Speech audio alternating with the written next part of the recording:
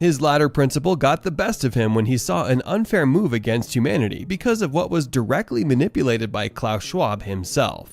But who is Klaus Schwab? He is not a rare face when it comes to talking about issues of global finances. Not because he is the World Bank accountant, but because of his popular organization World Economic Forum, which has influenced the world in many ways we are both conscious and unconscious of. Some of these influences are thankfully unmasked by Elon Musk himself, who brushed shoulders the wrong way with Mr. Schwab. Now Mr. Schwab is not a dodgy character, not at least at face value. His organization has played a good role in improving the state of the world by engaging businesses, political, academic, and other leaders of the society to shape global, regional, and industry agendas. As a result, some serviceable actions in health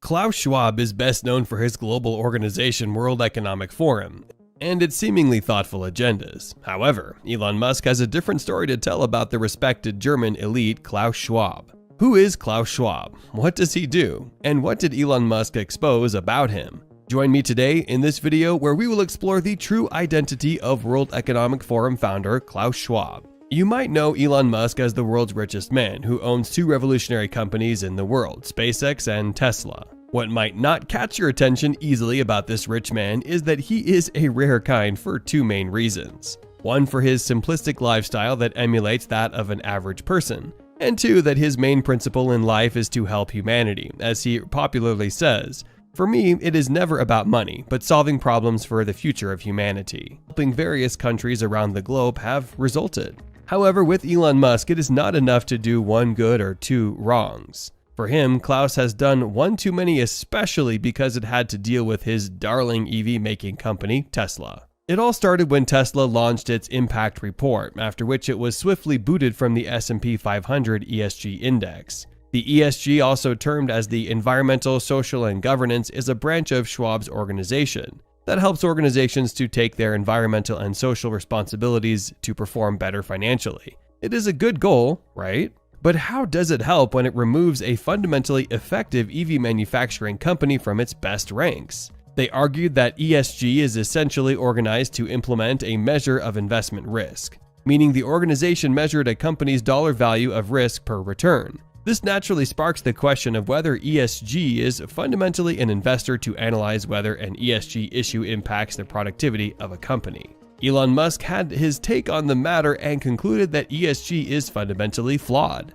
Yet we cannot blame Elon Musk for taking that stance against ESG. The kicker in this matter is that Elon Musk was removed from the S&P 500 index, while the controversial oil giants like Exxon and Mobil featured among the top 10 in the ESG companies this year. Furious Musk didn't mind letting ESG know that he had already seen their conspicuously unfair treatment of the organization. He tweeted, "Exxon is rated top 10 best in the world for the environment, social, and governance (ESG) by S&P 500, while Tesla didn't even make it on the list." Then he added his typically unrespectful opinion: ESG is a scam.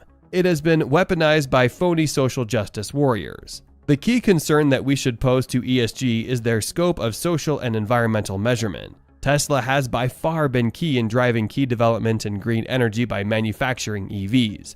And the reason that ESG held for removing Tesla from its index sounds flimsy for a reasonable person.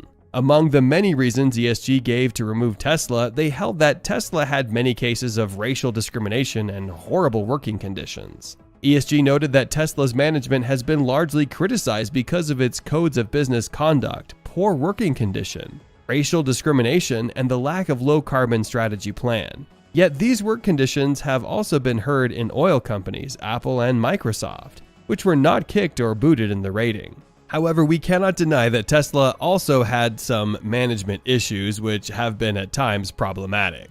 This is something that happens during the expansion of large companies, and the problem can be worked through with time. Otherwise, Tesla has not always been making headlines for such terrible working conditions. The main focus of ESG should be primarily the measure of the impact of the corporation on the world, and that means a long-term sustainable impact of an organization, instead of narrowing down only to the financial risks involved in an organization in the short term. Anyhow, Elon Musk's low ranking in ESG despite its untiring effort to remove fuel-powered cars from the road is not a mistake.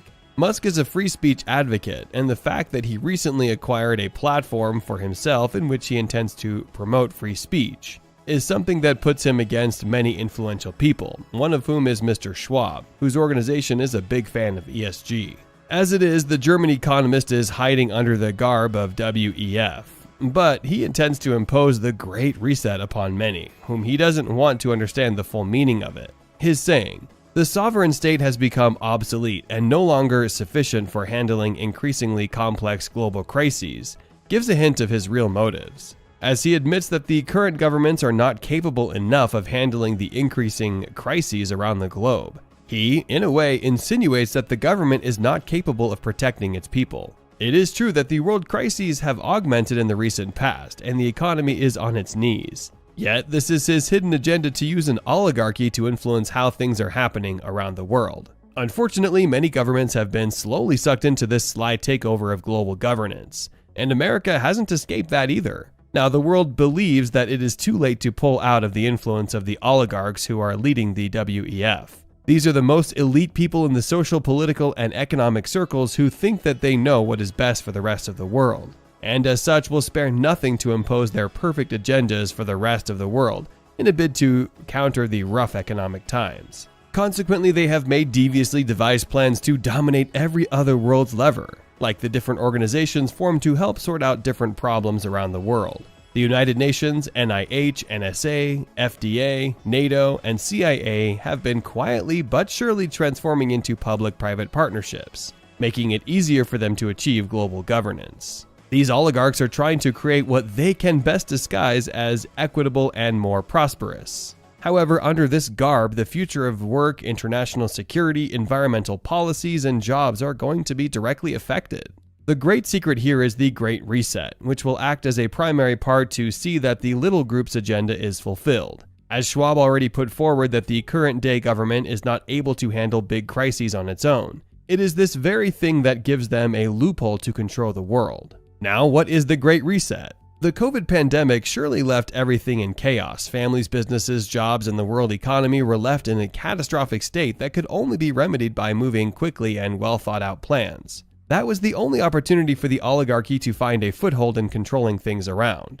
As a result, many governments have been sidelined as the oligarchs attempted to re-engineer economies and societies. Unfortunately, Elon Musk would be a great hindrance because of his die-hard adherence to free speech. His platform seems to put cracks in WEF's big agenda, and people are soon going to get a hitch about their secret crime. Nevertheless, they are not going to sit down and wait as Elon Musk reveals their cunning artifice. In fact, Musk's acquisition of Twitter raised the fiercest critics, with the main media misrepresenting Musk's intentions for acquiring the platform. This is not forgetting that the acquisition process has been no less than a tussle of war from the beginning. That said, Musk's critics of obtaining the platform are uncalled for, because his billionaire counterparts have done the same without much resistance, if any at all. And rest assured, the list is growing. Rupert Murdoch owns Fox News. Jeff Bezos owns the Washington Post, and Bill Gates is affiliated with any array of media bank outlets like the Daily Telegraph, El País, CNN, PBS, NBC, and Al Jazeera.